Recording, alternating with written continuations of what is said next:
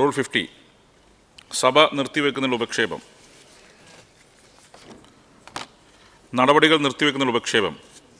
കെട്ടിട നിർമ്മാണ തൊഴിലാളി ക്ഷേമനിധി അടക്കം സംസ്ഥാനത്തെ വിവിധ ക്ഷേമനിധികളിൽ അംഗങ്ങളായ തൊഴിലാളികൾക്ക് പെൻഷനും മറ്റ് ആനുകൂല്യങ്ങളും മാസങ്ങളായി കുടിശ്ശികയാണെന്ന് പറയപ്പെടുന്ന സാഹചര്യം ചർച്ച ചെയ്യുന്നതിന് നടപടികൾ നിർത്തിവെക്കണമെന്ന ഉപക്ഷേപം പരിഗണനയ്ക്കെടുക്കണമെന്നാവശ്യപ്പെട്ട് Sarvashri M Vincent, P Ubaidulla, Mons Joseph, Anoop Jacob, Mani C Kappan, Shrimati K Rama എന്നീ ബഹുമാനപ്പെട്ട അംഗങ്ങൾ റൂൾ 50 പ്രകാരം നോട്ടീസ് നൽകിയിട്ടുണ്ട്.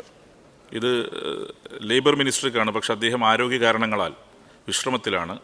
ബഹുമാനപ്പെട്ട തദ്ദേശ സ്വയംഭരണ എക്സൈസ് പാർലമെൻ്ററി കാര്യ വകുപ്പ് മന്ത്രി ബഹുമാനപ്പെട്ട തൊഴിൽ വകുപ്പ് മന്ത്രിക്ക് വേണ്ടി മറുപടി പറയും. ധനകാര്യ വകുപ്പ്. യെസ്, ബഹുമാനപ്പെട്ട ധനകാര്യ വകുപ്പ് മന്ത്രി. അതുകൊണ്ട് സർ, ഇത് ലേബർ വകുപ്പിൻ്റെ പൊതു വിഷയങ്ങളാണ് എങ്കിലും പൊതുവിൽ വരുന്ന കാര്യങ്ങൾ കൂടിയുണ്ട്. അതുകൊണ്ട് അദ്ദേഹം ഇല്ലാത്തതുകൊണ്ട് ഞാനാണ് ധനകാര്യ വകുപ്പ് കൂടി കൈകാര്യം ചെയ്യുന്ന വിഷയങ്ങൾ എന്നല്ലേ പറയുകയാണ്. സാർ, ഇവിടെ ഈ അടിയന്തരപ്രമേയം വിവിധ തൊഴിലാളി ക്ഷേമനിധി ബോർഡുകൾ വഴി വിതരണം ചെയ്യേണ്ട ആനുകൂല്യങ്ങൾ യഥാസമയം തന്നെ വിതരണം ചെയ്യാൻ കഴിയുന്നില്ല എന്നുള്ളതാണ്. പക്ഷേ അത് കഴിയുന്നുണ്ട് സാർ. തനത് ഫണ്ടിൽ നിന്നും ആനുകൂല്യങ്ങൾ വിതരണം ചെയ്യുന്ന ബോർഡുകളായ കേരള മോട്ടോർ തൊഴിലാളി ക്ഷേമനിധി ബോർഡ്, അബ്കാരി തൊഴിലാളി ക്ഷേമനിധി ബോർഡ്, കേരള കള്ള് വ്യവസായ തൊഴിലാളി ക്ഷേമനിധി board, Kerala labour welfare fund board, Kerala shops and commercial establishment തൊഴിലാളി ക്ഷേമനിധി ബോർഡ്, കേരള ചുമട്ട് തൊഴിലാളി ക്ഷേമനിധി ബോർഡ് എന്നിവ കുടിശ്ശികയില്ലാതെ പെൻഷൻ ഉൾപ്പെടെയുള്ള ആനുകൂല്യങ്ങൾ വിതരണം ചെയ്തു വരുന്നു. Sir, Kerala labour welfare fund board pension അനുവദിക്കുന്നില്ല. അത് മറ്റ് ക്ഷേമ കാര്യങ്ങളാണ് ചെയ്യുന്നത്, ആനുകൂല്യങ്ങൾ വിതരണം ചെയ്യുന്നുണ്ട്.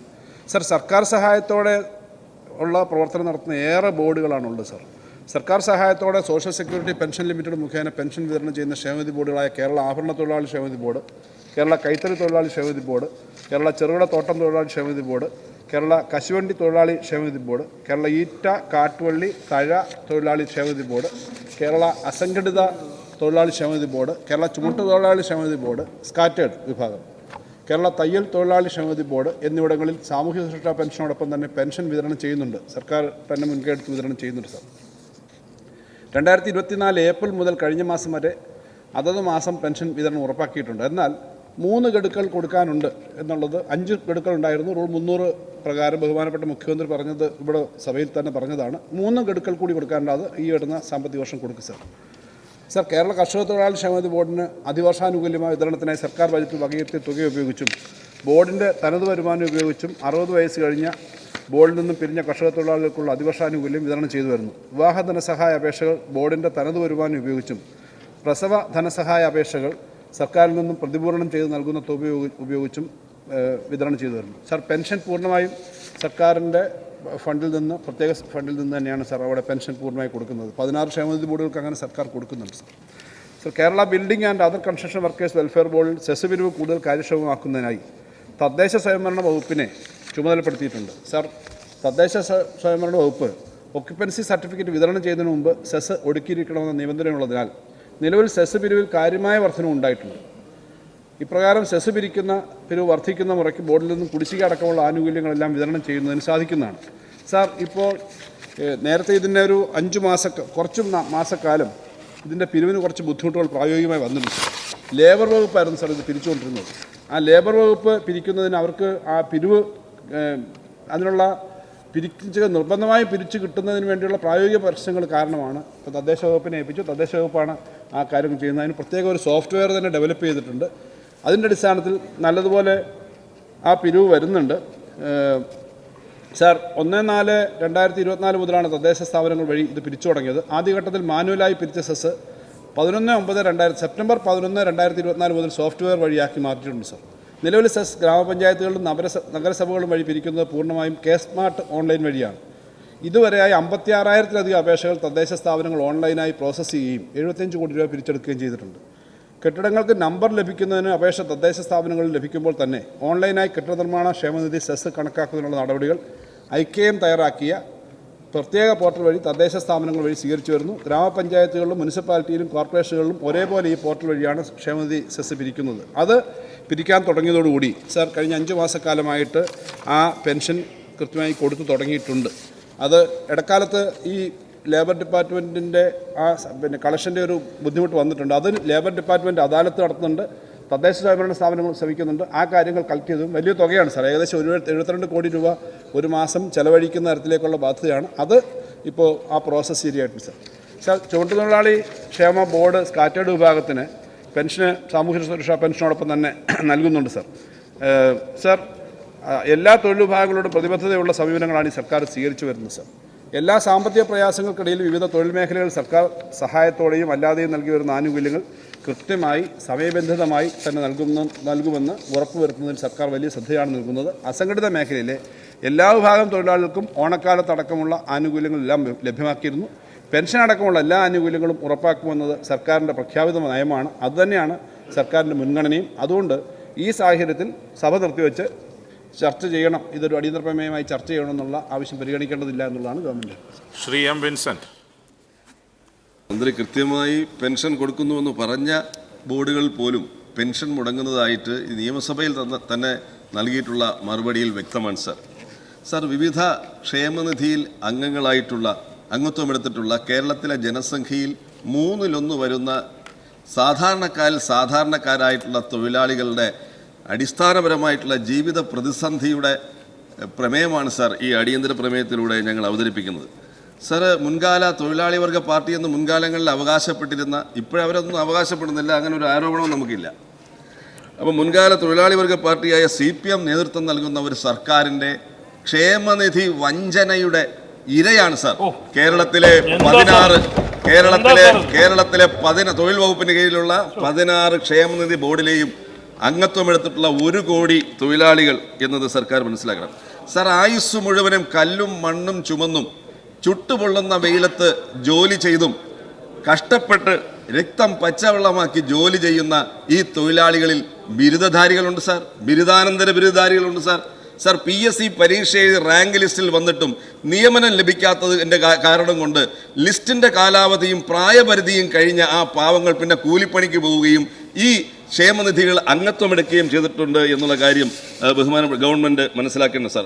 സാർ, ഒരു ആയുസ് മുഴുവനും ജോലി ചെയ്ത് അംശാദായം അടിച്ച തൊഴിലാളികൾ പെൻഷൻ കിട്ടാതെ 15-17 മാസം പെൻഷൻ കിട്ടാതെ എങ്ങനെ ജീവിക്കുമെന്ന് സർക്കാർ ചിന്തിച്ചിട്ടുണ്ടോ? സാർ, ബ്രൂവറികളും ഡിസ്റ്റിലറികളും ഉണ്ടാക്കാനുള്ള പരക്കമ്പാച്ചിലിനിടയിൽ ഈ പാവപ്പെട്ട അടിസ്ഥാന വർഗത്തിൻ്റെ പ്രശ്നങ്ങൾ കൂടി പരിഹരിക്കാൻ സർക്കാർ മുന്നോട്ട് വരേണ്ടതാണ്. സാർ, ഇൻവെസ്റ്റർ മീറ്റും കോൺക്ലേവുകളും സമ്മിറ്റുകളുടെയും പഞ്ചനക്ഷത്ര തിളക്കത്തിൻ്റെ പുറംപോക്കുകളിൽ തള്ളിക്കളയാനുള്ളതല്ല സാർ അടിസ്ഥാന വർഗത്തിൻ്റെ പ്രശ്നങ്ങളൊക്കെ ഓർമ്മപ്പെടുത്താൻ ആഗ്രഹിക്കുകയാണ് സാർ. സാർ, ഈ അടിസ്ഥാന വർഗമല്ലേ സാർ ഈ സർക്കാരിനെ അധികാരത്തിൽ കൊണ്ടുവന്നത്, അല്ലാതെ ഒയാസിസ് കമ്പനി അല്ലല്ലോ സാർ. സാർ, തൊഴിൽ വകുപ്പിന് കീഴിലുള്ള 11 ക്ഷേമനിധി ബോർഡുകളിലായി 2011 കോടി രൂപയുടെ കുടിശ്ശികയാണ് ഉണ്ടായിട്ടുള്ളത്. മന്ത്രി ഒരു കുടിശ്ശികയില്ലെന്ന് പറയുന്നു. നിയമസഭയിൽ നൽകിയിട്ടുള്ള മറുപടിയല്ലേ 2011 കോടി രൂപയുടെ കുടിശ്ശികയാണ്. സാർ, ഈ 2011 കോടിയും പോകേണ്ടത് പാവപ്പെട്ടവന്റെ പോക്കറ്റിൽ പോകേണ്ട പണമാണ് സാർ. 5 മാസം മുതൽ 17 മാസം വരെ കുടിശ്ശികയായിരിക്കാൻ സാർ ഈ പാവപ്പെട്ടവന് കൊടുക്കേണ്ട പണമല്ലേ സാർ. ഏറ്റവും കൂടുതൽ കുടിശ്ശിക ഈ നിർമ്മാണ തൊഴിലാളി ക്ഷേമനിധിയിലാണ് സാർ. 17 മാസത്തെ കുടിശ്ശികയാണ്. പെൻഷൻ, അംശാദായ റീഫണ്ട്, വിവാഹ ധനസഹായം, പ്രസവാനുകൂല്യം, വിദ്യാഭ്യാസ ആനുകൂല്യം, മരണാനന്തര ആനുകൂല്യം, ഇതെല്ലാം ചികിത്സാ ധനസഹായം, ഇതെല്ലാം കുടിശ്ശികയായിരിക്കാൻ സാർ. പല ക്ഷേമനിധികളിലും വിവാഹ ധനസഹായത്തിന് അപേക്ഷ കൊടുത്താൽ മക്കളെ സ്കൂളിൽ ചേർത്താൽ പോലും അത് കിട്ടാത്ത അവസ്ഥയാണ് സാർ എന്നുള്ളത്. തയ്യൽ തൊഴിലാളി ക്ഷേമനിധിയിൽ 10 വർഷമായി വിവാഹ ധനസഹായം കിട്ടാതായിട്ടുണ്ട് സാർ. സാറത് പരിശോധിക്കണം ഇങ്ങനെ പറയുമ്പോൾ. സാറ്, ബീഡി ചുരുട്ട് തൊഴിലാളി ക്ഷേമനിധി ബോർഡ് പെൻഷൻ കുടിശ്ശികയാണ് സാർ. സാർ, കമ്മ്യൂണിസ്റ്റ് പാർട്ടിക്ക് മറക്കാൻ കഴിയുന്നതാണ് സാർ ബീഡി തൊഴിലാളികൾ. സഖാവ് O. ഭരതനും C. കണ്ണനും അതുപോലുള്ള നിരവധി നേതാക്കന്മാർ ഈ തൊഴിലാളികളുടെ ഇടയിൽ വളർന്നു വന്നതല്ലേ സാർ. സാർ, കമ്മ്യൂണിസ്റ്റ് പാർട്ടിക്ക് ഒരു ബീഡി വലിച്ചെറിയുന്ന ലാഘവത്തോടു കൂടി ബീഡി തൊഴിലാളികളെ മറക്കാൻ കഴിയുമോ സാർ? പെൻഷൻ സാർ, കർഷക തൊഴിലാളി ക്ഷേമനിധി ബോർഡ് പെൻഷൻ വിതരണവും നടത്തിപ്പുമെല്ലാം സർക്കാർ തന്നെയാണ് സാർ ചെയ്യുന്നത്. പിന്നെ കൃഷി വകുപ്പാണ്, തദ്ദേശ ഭരണ വകുപ്പാണ് ചെയ്യുന്നത് സാർ. എന്നാൽ അതിൻ്റെ വിവിധ ആനുകൂല്യങ്ങൾ കുടിശ്ശിക, അതിവർഷ ആനുകൂല്യം 493 കുടിശ്ശിക, വിവാഹ ധനസഹായം 7832 പേർക്ക് കുടിശ്ശിക, പ്രസവ ധനസഹായം 4736 പേർക്ക് കുടിശ്ശിക. കേരള ഈറ്റ കാട്ടുപള്ളി മന്ത്രി പറഞ്ഞു കുടിശ്ശികയില്ലെന്ന് സാർ. പെൻഷനും പ്രസവ ആനുകൂല്യങ്ങളും കുടിശ്ശികയാണ് സാർ. പ്രസവ ധനസഹായം മാത്രം 5,64 ലക്ഷം രൂപ കുടിശ്ശികയാണ് സാർ. സാർ, തയ്യൽ തൊഴിലാളി ക്ഷേമനിധി ബോർഡ് പെൻഷൻ 10 മാസമായി കുടിശ്ശികയാണ്. അത് പ്രസവ ധനസഹായം ഉൾപ്പെടെ 10 വർഷമായി അത് കുടിശ്ശികയിലാണ് സാർ. കേരള കശുവണ്ടി തൊഴിലാളി ക്ഷേമനിധി 58,000 ഗുണഭോക്താക്കൾക്കാണ് 5 മാസമായി പെൻഷൻ കുടിശ്ശികയായിരിക്കുന്നത്. സാർ കൊല്ലമല്ലേ സാർ ഈ കശുവണ്ടി തൊഴിലാളികളുടെ സ്ഥലം? നിങ്ങളവിടെ സമ്മേളനം നടത്തിയ സ്ഥലമല്ലേ സാറ്? നിങ്ങൾക്കൊരു മനസാക്ഷി കുത്തില്ലാതെ അവിടെ സമ്മേളനം നടത്താൻ കഴിഞ്ഞോ സാർ? ആ കശുവണ്ടി തൊഴിലാളികളുടെ കുടിശ്ശികയെങ്കിലും കൊടുത്തിട്ട് വേണ്ടേ സാർ അവിടെ നിങ്ങൾ സമ്മേളനം നടത്താൻ? സാറെ പരിപ്പൂടെ മാറ്റി ഇപ്പോൾ ഈ കശുവണ്ടി കുറയ്ക്കുന്ന സമയത്തെങ്കിലും ഈ കശുവണ്ടി തൊഴിലാളികളൊന്ന് ഓർക്കേണ്ടതായിരുന്നു എന്ന് പറയുകയാണ് സാർ. സാറേ സാർ അതുപോലെ തന്നെ കൈത്തറി തൊഴിലാളി 2024 നവംബർ മുതൽ കുടിശ്ശികയാണ് കൈത്തറി തൊഴിലാളികൾക്ക്. സാർ 8,489 പേർക്ക് 4 മാസം പെൻഷൻ കുടിശ്ശികയാണ് സാർ. ചുമട്ട് തൊഴിലാളി ക്ഷേമനിധി സ്കാറ്റേഡ് വിഭാഗത്തിന് 4 മാസമായി പെൻഷൻ കുടിശ്ശികയാണ്. മന്ത്രി പറഞ്ഞു കുടിശ്ശികയില്ല എന്ന്. 4 മാസമായി കുടിശ്ശികയാണ്. ആഭരണ തൊഴിലാളി ക്ഷേമനിധി ബോർഡ് ഒക്ടോബർ മുതൽ പെൻഷൻ കുടിശ്ശികയാണ്. മന്ത്രി പറഞ്ഞു കുടിശ്ശികയില്ല എന്ന്. അസംഘടിത തൊഴിലാളികൾക്ക് സാമൂഹ്യ സുരക്ഷ പെൻഷൻ 18,000 തൊഴിലാളികൾക്ക് നവംബർ മാസമുള്ള തുക കുടിശ്ശികയാണ് സാർ. സാർ ഇങ്ങനെ എല്ലാം കുടിശ്ശികയാണ്. അതുപോലെ തന്നെയാണ് സാർ അങ്കണവാടി ജീവനക്കാർ സാർ. അവര് ഈ ക്ഷേമനിധിയിൽ ചേർന്നിട്ട് 1,500 രൂപയും 2,500 രൂപയും പെൻഷൻ ലഭിക്കുന്നവർക്ക് 5 മാസമായി കുടിശ്ശികയാണ് സാർ. സാർ ഈ അങ്കണവാടി ജീവനക്കാർ രാവിലെ കുട്ടികൾക്ക് പ്രീ സ്കൂൾ പഠനം നടത്തണം. രാവിലെ വന്ന് അങ്കണവാടി വൃത്തിയാക്കി ആ കുട്ടികളെ 3:30 മണി മുതൽ പഠിപ്പിക്കണം. അതിനിടയിൽ കുട്ടികൾക്കുണ്ടാകുന്ന അസുഖങ്ങൾ, അവർക്ക് പ്രാഥമിക ആവശ്യങ്ങൾ നിറവേറ്റുമ്പോൾ അതെല്ലാം കഴുകി വൃത്തിയാക്കി ഈ വർക്കർമാരും ആയമാരും യഥാർത്ഥത്തിൽ അമ്മമാരായിട്ടാണ് സാർ 3:30 മണി വരെ ഈ അങ്കണവാടികളിൽ പ്രവർത്തിക്കുന്നത്. അത് കഴിഞ്ഞാൽ 5 മണി വരെ അവരവരുടെ ഏരിയ വിസിറ്റ് നടത്തണം സാർ. അത് കഴിഞ്ഞ് മുലയൂട്ട് അന്ന് അമ്മമാരുടെയും ഗർഭിണികളുടെയും വിവരം രജിസ്റ്റർ ചെയ്ത് അപ്ലോഡ് ചെയ്യണം സാർ. അവർക്കുള്ള ആനുകൂല്യങ്ങൾ വിതരണം ചെയ്യുന്നതിനുള്ള നടപടി സ്വീകരിക്കണം. അവർക്കുള്ള ഫുഡ് വിതരണം ചെയ്യണം സാർ. AG കുട്ടികൾ, അഡോളസന്റ് ഗേൾസിന് അവരെ 6 വയസ്സുള്ള കുട്ടികളുടെ വെയിറ്റ് പരിശോധിക്കണം. ഹീമോഗ്ലോബിന്റെ കുറവുണ്ടോ എന്ന് പരിശോധിക്കണം. അവര് മറ്റ് പരിശോധനകൾ അവർക്ക് നടത്തണം. 11 രജിസ്റ്ററുകൾ മെയിൻറ്റെയിൻ ചെയ്യണം. 11 രജിസ്റ്ററുകൾ മെയിൻറ്റെയിൻ ചെയ്യണം. പ്രതിമാസ റിപ്പോർട്ട് നൽകണം. കിടപ്പ് രോഗികൾക്ക് ആനുകൂല്യങ്ങൾ ലഭ്യമാക്കണം. പച്ചക്കറി തോട്ടം ഉണ്ടാക്കണം സാർ. ഇതിനെല്ലാം പുറമെയാണ് പഞ്ചായത്തും സർക്കാരും നടത്തുന്ന പരിപാടികളിൽ ആളെ കൂട്ടാനും ഇവർ വന്നിരിക്കണം സാർ. എന്നിട്ട് അവരുടെ പ്രസംഗം കേട്ട് കൈയടിക്കണം. ഇക്കിളിപ്പെടുത്തിയാൽ പോലും ചിരിക്കാൻ തോന്നാത്ത തമാശകൾ കേട്ട് പൊട്ടിച്ചിരിക്കണം. ഇതെല്ലാം അവരുടെ ചുമതലയാണ് സാർ. അതും പോരാഞ്ഞിട്ട് CIT-കാർ ആവശ്യപ്പെടുമ്പോൾ AG's ഓഫീസിന് മുന്നിലെത്തി ആശാ വർക്കർമാരായി അഭിനയിക്കണം സാർ. അവരെല്ലാവരും സാർ ഇതുപോയിട്ട് മനുഷ്യ ചങ്ങല പിടിക്കണം. ഇതെല്ലാം ചെയ്തിട്ട് 30-40 വർഷം ജോലി ചെയ്തിട്ടുള്ള ഈ അംഗനവാടി വർക്കർമാർ പിരിഞ്ഞു പോകുമ്പോൾ 1,500 രൂപയാണ് സാർ. ഇതെല്ലാം ചെയ്യുന്നവർക്ക് സാർ സാമൂഹ്യക്ഷേമ പെൻഷൻ പോലും 1,600 രൂപ കൊടുക്കുമ്പോൾ ഇവർക്ക് 1,500 കൊടുക്കണം സാർ. സാർ അത് വർദ്ധിപ്പിക്കണം സാർ. സാർ ഇവർക്ക് 3 ഓണം അലവൻസ് എല്ലാം കൊടുത്തു എന്ന് പറയുന്നു. 3 വർഷമായി അംഗനവാടി ജീവനക്കാർക്ക് പിന്നെ പെൻഷൻ ഓണ അലവൻസുകൾ നൽകുന്നില്ല സാർ. സാർ 7,500 രൂപയെങ്കിലും വർക്കർമാരുടെ പെൻഷനും 6,000 രൂപ നമ്മുടെ ആയമാരുടെ ഹെൽപ്പർമാർക്കും 6,000 രൂപയായി വർദ്ധിക്കണം എന്ന് പറയാണ് സാർ. സാർ അംശാദായങ്ങൾ വർദ്ധിപ്പിക്കുന്നതല്ലാതെ ആനുകൂല്യങ്ങൾ വർദ്ധിപ്പിക്കുന്നില്ല സാറേ. കെട്ടിട നിർമ്മാണ സാറേ 7 മിനിറ്റ് ആയിട്ടില്ല. അതെ ഞാൻ പറഞ്ഞതാണ് സാർ. കെട്ടിട നിർമ്മാണ തൊഴിലാളികൾക്ക് അവിടെ പ്രസവ ആനുകൂല്യങ്ങൾ, അവർക്ക് വിവാഹ ആനുകൂല്യങ്ങൾ ഇപ്പോൾ 10,000 രൂപയാണ്. ഈ 10,000 രൂപ ആക്കിയത് 2013 ഉമ്മൻചാണ്ടി സാർ മുഖ്യമന്ത്രിയായിരുന്നപ്പോഴാണ് സാർ. സാർ അന്ന് 2,000 രൂപ പുരുഷന്മാർക്കും 3,000 രൂപ സ്ത്രീകൾക്കുമായിരുന്നു വിവാഹ ധനസഹായം. അതന്ന് 10,000 രൂപയാക്കി. അന്ന് എല്ലാ ആനുകൂല്യങ്ങളും അന്ന് വർദ്ധിപ്പിച്ചു സാർ. ഈ 13 വർഷമായിട്ടും 12 വർഷമായിട്ടും ഈ ആനുകൂല്യങ്ങൾ വർദ്ധിപ്പിച്ചിട്ടില്ല. ആകെ വർദ്ധിപ്പിക്കുന്നത് ഈ അംശാദായം മാത്രമാണെന്നുള്ളതാണ് സാർ. കൈത്തറി തൊഴിലാളികൾക്ക് വിവാഹ ധനസഹായം വെറും 5,000 രൂപ മാത്രമാണ് സാർ. സാർ ഇതെല്ലാം കാലോചിതമായി വർദ്ധിപ്പിക്കാൻ ഉള്ള നടപടി സർക്കാർ ചെയ്യുക സാർ. ക്ഷേമനിധി പെൻഷൻ സാർ ക്ഷേമനിധി ബോർഡുകളിലെ പെൻഷൻ ഒന്നും കൃത്യമായി കൊടുത്തില്ലെങ്കിലും ഭരണ ചെലവ് ക്രമാതീതമായി വർദ്ധിക്കുകയാണ് സാർ. എല്ലായിടത്തും താൽക്കാലികക്കാരെ കുത്തിനിറച്ചിരിക്കുകയാണ് സാർ. 17 മാസം പെൻഷൻ മുടക്കമുള്ള നിർമ്മാണ തൊഴിലാളി ക്ഷേമനിധി ബോർഡിൽ 290 പേരെയാണ് താൽക്കാലികക്കാരെ കുത്തിനിറച്ചിരിക്കുന്നത് സാർ. ആനാവൂർ റിക്രൂട്ട്മെന്റ് ബോർഡിൽ നിന്ന് പിൻവാതിലൂടെ ആളുകളെല്ലാം ഇങ്ങനെ ഇരച്ചു കയറിയാണ്. പാവങ്ങളിരിക്കുകയാണ് സാർ. അതുപോലെ തന്നെ സാർ മറ്റ് അസംഘടിത ക്ഷേമനിധി ബോർഡ്, അവിടെയും 60% ആളുകൾ താൽക്കാലികക്കാരാണ്. ഇന്ന് താൽക്കാലികക്കാരെ വെക്കേണ്ടതില്ല. മുമ്പ് മണി ഓർഡർ അയച്ചുകൊണ്ടിരുന്ന സമയത്താണ് താൽക്കാലികക്കാരുടെ ആവശ്യം. ഇപ്പൊ ഫണ്ട് നേരെ ട്രാൻസ്ഫർ ചെയ്യുന്ന സമയത്താണ്. ഇത് അനാവശ്യമായ ചെലവുകൾ അവസാനിപ്പിക്കാൻ തയ്യാറാണ്. ഇതിന് പുറമെയാണ് സർക്കാർ പരിപാടികൾക്കും പദ്ധതികൾക്കും വേണ്ടിയുള്ള പ്രചരണങ്ങൾക്ക് നിർത്തുകയാണ് സാർ അവസാനിപ്പിക്കുകയാണ് സാർ. ഞാൻ അവസാനിപ്പിക്കാം സാർ. ഈ നിയമസഭയിൽ ക്ഷേമനിധിയുടെ ഒട്ടേറെ ക്ഷേമനിധികൾ നിയമങ്ങളായി അവതരിച്ച ഒരു സഭയാണ് സാർ. ഈ ക്ഷേമനിധി നിയമങ്ങൾ നമ്മൾ അവതരിപ്പിക്കുമ്പോൾ കേരളത്തിലെ തൊഴിലാളി വർഗത്തിന് വലിയൊരു ആത്മവിശ്വാസമാണ് സാർ അത് നടക്കുന്നത്. സാർ, വേല ചെയ്യാൻ കഴിയാത്ത കാലത്ത് ഒരു ഗ്ലാസ് ചായക്ക് വേണ്ടി ആരുടെയും മുന്നിൽ കൈ നീട്ടേണ്ടാത്ത അവസ്ഥ ഈ ക്ഷേമനിധി നിയമം കൊണ്ട് ഞങ്ങൾക്ക് ഉണ്ടാക്കുമെന്നുള്ള ആത്മവിശ്വാസമാണ് സാർ അവർക്ക് നൽകിയിട്ടുള്ളത്. സാർ, ഇന്ന് ആത്മവിശ്വാസമുണ്ടോ സാർ? ഒരു ഗ്ലാസ് ചായക്കും മരുന്നിനും വേണ്ടി 15-17 മാസം പെൻഷൻ കുടിശ്ശികയുള്ള തൊഴിലാളികൾ കൈ നീട്ടുന്ന അവസ്ഥയിൽ നിന്നുകൊണ്ടാണ് ഞങ്ങൾ ഈ അടിയന്തര പ്രമേയം അവതരിപ്പിക്കുന്നത്. അതുകൊണ്ട് ഈ സഭ നിർത്തിവെച്ച് ഇത് ചർച്ച ചെയ്യണമെന്ന് ഞാൻ ആവശ്യപ്പെടുകയാണ്. Thank you. ശ്രീ ബഹുമാനപ്പെട്ട ധനകാര്യ വകുപ്പ് മന്ത്രി.